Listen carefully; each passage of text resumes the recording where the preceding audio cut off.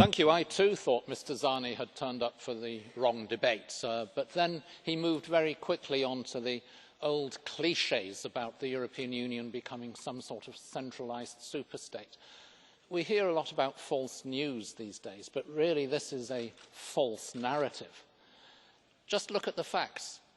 This union, its central administration, the Commission, has fewer employees than the city of Leeds in my constituency. Its budget is scarcely 2% of public spending, 98% is national. No legislation can be adopted without the approval of both this elected parliament and national ministers, members of national governments accountable to national parliaments, meeting in the council.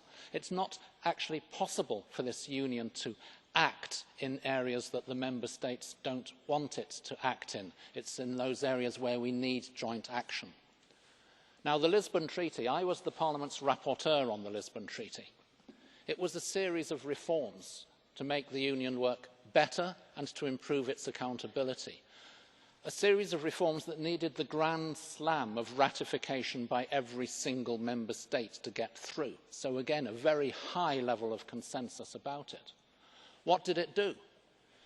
Firstly, it made our union work better. Mr Timmermans has mentioned already more majority voting, fewer vetoes. But a qualified majority still needs a high threshold, very high threshold in the Council.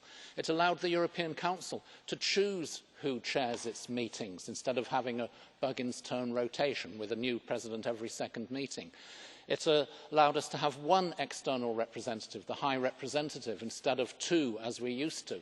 It rationalised our work. But it also made us the Union more accountable. Prior scrutiny by national parliaments. Every legislative proposal goes to them first. They have a 8-week period to look at it before we begin on it.